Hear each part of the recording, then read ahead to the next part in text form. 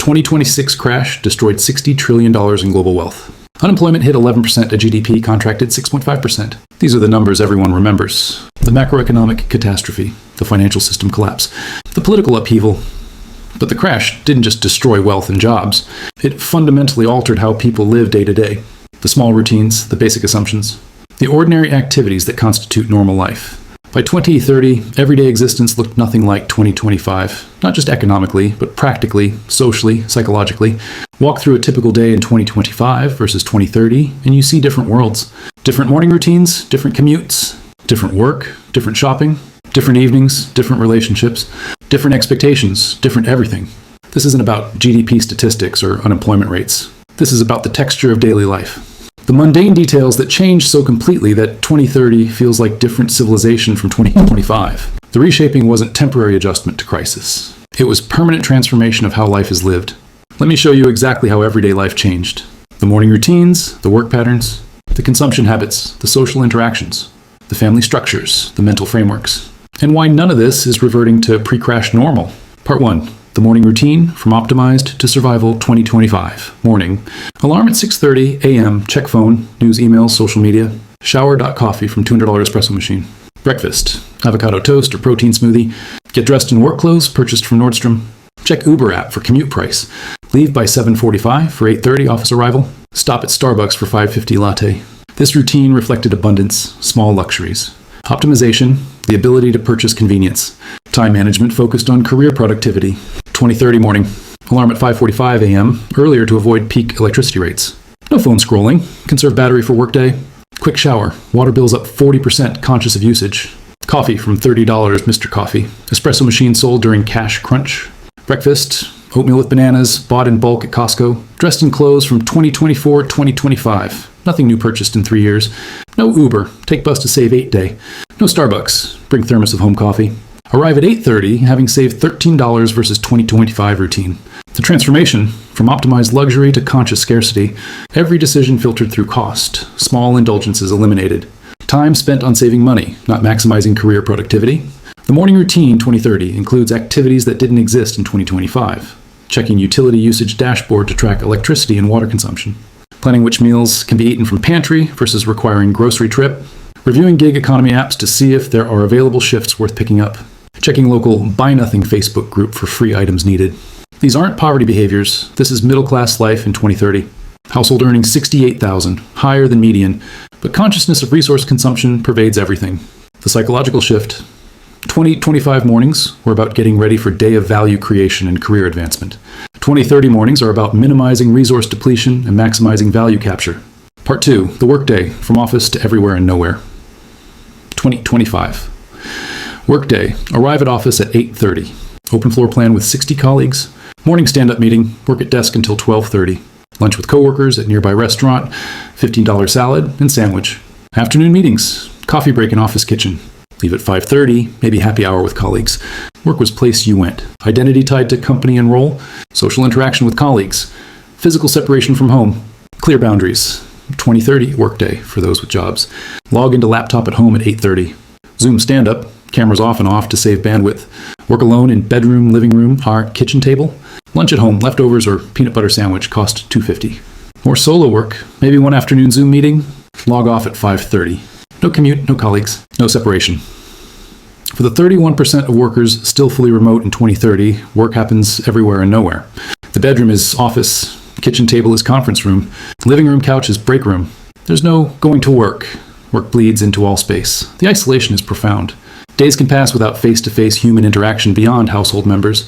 Coworker relationships exist only through screens. Office friendships that formed over lunches and coffee breaks don't form over Zoom. 2030 workday for gig workers. Wake at 5:45, accept Instacart batch at 7. Shop and deliver until 11:30, earn 67. Quick lunch at home. DoorDash shift 12:30, 3-hour, earn $41. Breakout Uber shift 5 tower 8 and hours, earn 78.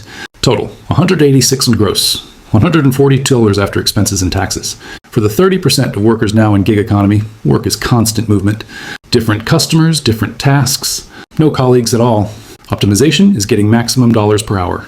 No career development, no advancement, pure transaction. The work that exists in 2030 lacks the characteristics that made work meaningful pre-crash. No advancement trajectory. You do same tasks at 45 as at 25. No skill development. You execute, not grow. No community. You work alone or with strangers. No identity. You're a worker, not marketing manager at tech company. No separation. Work invades all time and space. Work has become purely instrumental. You work to get money to survive. The meaning, identity, and community that work provided for generations, gone. Part 3, the shopping experience, from abundance to calculation 2025. Shopping, Saturday afternoon, go to Target. Wander aisles, buy what appeals. Throw in snacks, home goods, impulse purchases. Total, $187 total, don't check bank account, plenty of money. Swing by Whole Foods for groceries. Buy organic produce, grass-fed beef, artisanal bread. Total, $143 load into car. Drive home, shopping was leisure activity. Impulse purchases, .brand preferences. Organic options, .convenience. The ability to want something and buy it. 20/30 shopping, Saturday morning, before peak electricity hours. Check pantry and freezer, make precise list. Check apps for sales and coupons. Drive to Costco, one trip to minimize gas. Buy bulk rice, beans, frozen vegetables, rotisserie chicken, eggs, peanut butter. Total, $94 for 2 weeks. No impulse buys, no organic, can't afford premium. No convenience foods, too expensive, everything calculated by unit price. If not on list, not purchased. Shopping has become optimization problem. Maximize nutrition per dollar. Minimize trips to minimize gas. Buy largest quantities to reduce unit cost. Check apps for cash back. Use credit card with 2% back. The cognitive load is exhausting. Every purchase justified, every price compared. Every decision analyzed. The simple pleasure of buying something you want, gone for most people. The shift in what people buy. 2025, grocery cart, organic strawberries, grass-fed ground beef, artisanal sourdough, pre-cut vegetables, flavored sparkling water, Greek yogurt cups, fresh herbs, specialty cheese, name brand items. 2030, grocery cart. Conventional bananas, cheapest fruit, chicken leg quarters, cheapest protein, store brand bread, whole vegetables to cut yourself, tap water, large container plain yogurt to portion, dried spices, block cheese to grate, generic everything. The functional content is similar, protein, vegetables, fruit, dairy, grains, but the form has downshifted completely, from convenience to bulk, from premium to generic, from organic to conventional, from variety to staples. Restaurants in 2025, casual dining 2 to 3 times per week, fine dining monthly, regular takeout, food delivery apps, trying new places. Restaurants in 2030, fast food once per month as treat, no fine dining, rare takeout, no delivery, fees too high, same cheap places repeatedly. The restaurant industry collapse of 69% wasn't just business story. It represented massive change in daily life. Eating out, a normal part of life for middle class for decades, became luxury. Retail shopping patterns. 2025, purchase clothes seasonally. Replace items when worn or unfashionable. Shop at Nordstrom, Banana Republic, J. Crew. Spend $1,200 a year on clothing. 2030, purchase nothing unless absolutely necessary. Wear clothes from 2024-2025. Shop at Goodwill or Marshall's if must buy. Spend $140 a year on clothing. The visible result? People in 2030 look more worn. Clothes are older, more faded, shoes more scuffed. The abundant signaling of constant new items is gone. Part 4, the social life. From consumption to connection 2025. Social life, Friday evening, dinner and drinks with friends at trendy restaurant, $65 per person. Saturday, brunch, $35, shopping with friends, movie at 16, drinks at bar, $40. Sunday, workout class, $28, coffee with friends, $7, meal prep for week. Social life, built around consumption. Meeting at restaurants, bars, cafes, entertainment venues. Spending money was how you socialized. 2030, social life, Friday evening, potluck at friend's house, everyone brings dish. Total cost $8 for your contribution. Saturday, free park walk with friends, free museum day, movie at home, streaming service shared with 3 other households, cost $4 a month each. Sunday, free YouTube workout video, coffee at home while video chatting friend. Social life rebuilt around free or cheap activities. Park walks, home hangouts, potlucks, shared streaming. The friendship quality hasn't declined, but the format has shifted completely from consumption to connection. New social activities that barely existed in 2025. Skill shares. Friend teaches you to cut hair, you teach them to change oil. Value exchange without money. Bulk buying clubs. 4 families coordinate Costco trips, split bulk purchases, reduced per family costs. Tool libraries. Neighborhood shares. Lawnmowers. Power tools. Camping gear rather than each family owning. Childcare cooperatives. Parents rotate supervising kids instead of paying for care. Buy nothing groups. Facebook groups for giving away and receiving free items locally. These activities create community in ways consumption didn't.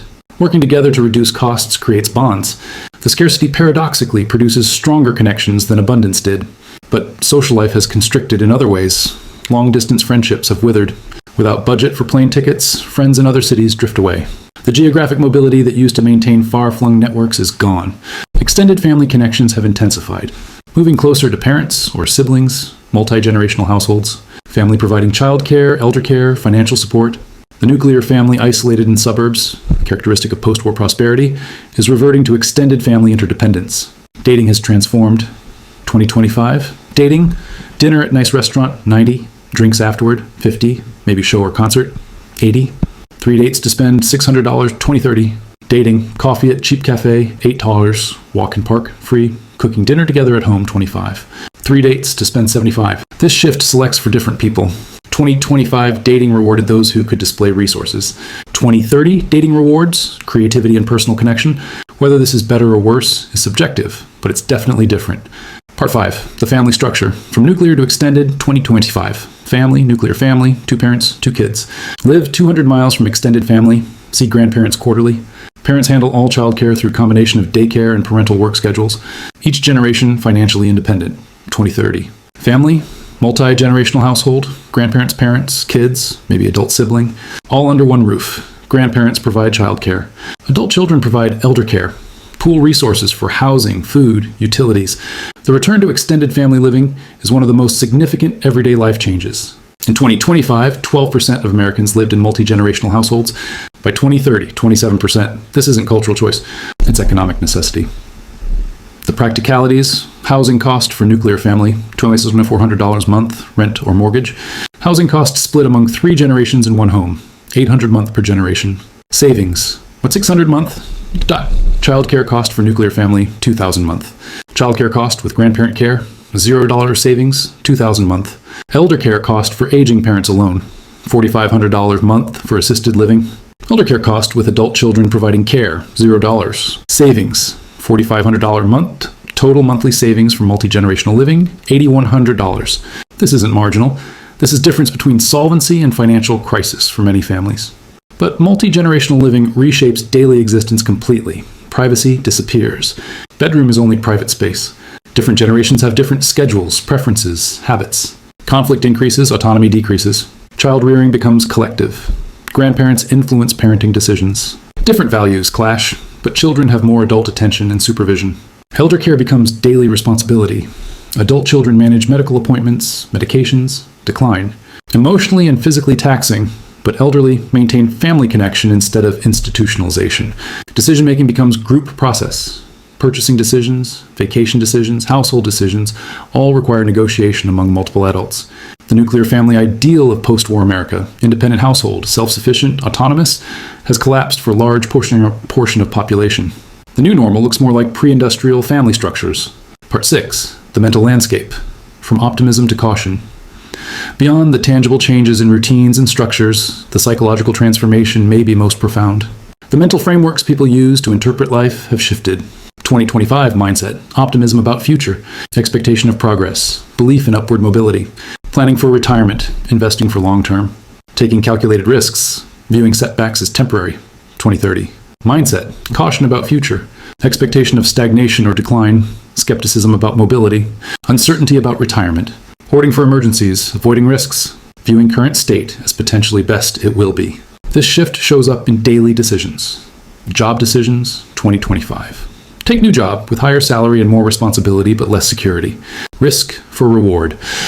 Job decisions, 2030. Keep current job with lower salary if it has any stability. Security over growth.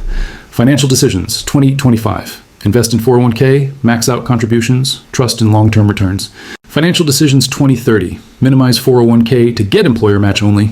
Keep excess as cash despite inflation. Don't trust long-term anything. Major purchase decisions, 2025. Buy new car with loan, payments manageable. Major purchase decisions, 2030. Drive 2015 car forever, pay cash for repairs, don't take new debt. Education decisions, 2025. Send kids to college, take loans if needed, trust degree will pay off. Education decisions, 2030.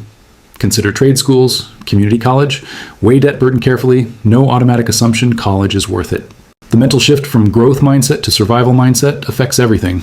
Not planning for thriving, planning to not fail, not optimizing for best outcome, minimizing worst outcome. Time horizons have collapsed. In 2025, people plan 10-20 years out. Retirement accounts, college funds, career trajectories. In 2030, people plan 6 to 12 months out. Will I have a job? Can I pay rent? Is emergency fund adequate? The lost future orientation has developmental impacts on children. Growing up in households that can't plan, can't invest in enrichment, can't save for college, children absorbing parental stress and scarcity mindset. Trust has collapsed across domains. Trust in institutions, government, banks, corporations, media, all at record lows. People assume these institutions will fail them. Trust in markets, stock market, housing market, job market, all viewed as rigged or irrational.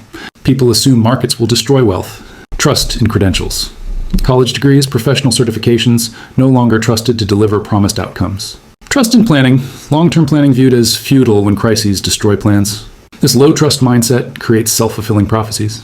If you don't trust institutions, you don't engage with them, reducing their effectiveness. If you don't trust markets, you don't invest, reducing your wealth.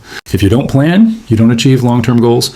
But people can't simply choose to trust again. Trust must be earned. And nothing in post-crash experience has earned trust. By 2030, these changes have been everyday reality for 4 years. The question, is this the new permanent normal or temporary adjustment that will revert?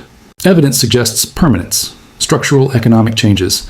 The jobs aren't coming back. Middle management eliminated permanently. Gig economy is permanent. Office buildings stay empty. These aren't cyclical, they're structural. Behavioral scarring. People who experienced crash in formative years, 20s, 30s, will carry cautious behavior for life. Generational cohort effect that lasts 40, 50 years. Infrastructure decay. Deferred maintenance, closed facilities, reduced services won't be restored without massive investment that isn't coming. Wealth destruction. $60 trillion destroyed isn't recovered. That wealth enabled certain lifestyle. Without wealth, lifestyle doesn't return. Changed expectations. Once you've lived 4 years with scarcity consciousness, abundance consciousness doesn't automatically return with modest income increase. Some changes may partially revert. If economy genuinely recovers and income grows, some consumption may return. Maybe eating out increases from once monthly to weekly. Maybe clothing purchases increase from 140 a year to 400 a year. If employment stabilizes, some workers may shift from gig economy to stable employment.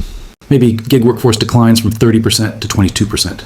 If housing becomes more affordable relative to income, some multi-generational households may separate. Maybe multi-generational living declines from 27% to 20%, but reversion is partial at best. The everyday life of 2025, consumption-based socializing, nuclear family autonomy, job-based identity, long-term planning, optimistic future orientation, that's not coming back. The new normal is scarcity consciousness in daily decisions, extended family interdependence, work is purely instrumental, socialization around connection, not consumption, collapsed time horizons, low trust across all domains, caution over optimism. This isn't Great Depression severity. Most people have food, housing, basic needs met, but the texture of daily existence has fundamentally changed. The small luxuries, the casual optimism, the sense of progress and possibility, gone. Walk through a day in 2030 and you're in different civilization from 2025. Not dramatically different invisible infrastructure. Same buildings, same roads, same cities, but completely different in how people live within that infrastructure. Morning routines focused on minimizing resource consumption. Work that provides income, but not meaning, community, or advancement. Shopping as optimization problem requiring constant calculation. Social life rebuilt around free activities and mutual aid. Family structure reverting to multi-generational interdependence. Mental frameworks of caution, scarcity consciousness, collapsed time horizons. The 2026 crash was only the beginning. The crash took 18 months.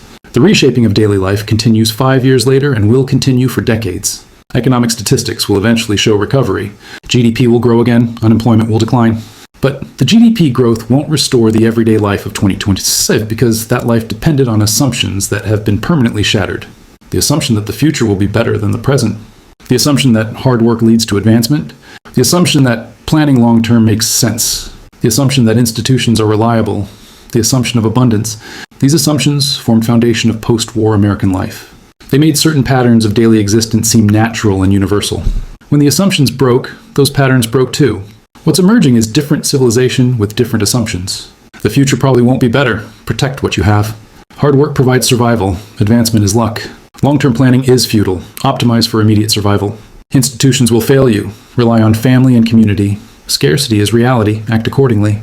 These assumptions produce different daily behaviors, different family structures, different social patterns, different mental frameworks. They produce the everyday life of 2030, which is everyday life of post-crash civilization. This civilization isn't better or worse than what came before. That's moral judgment outside scope of analysis. But it is different, fundamentally different, in ways that touch every waking hour of every day. The crash destroyed wealth and jobs. The crash numbers are horrible but abstract. The real impact is in the mundane details. The morning routine, the workday, the shopping trip, the family dinner, the mental calculations, the daily experience. 2026 was only the beginning. The crash happened in 18 months. The reshaping of everyday life is a multi-generational project. The people living in 2030 have adapted. The children growing up now will know only this reality. The patterns are becoming entrenched. By 2040, the everyday life of 2025 will seem like historical curiosity.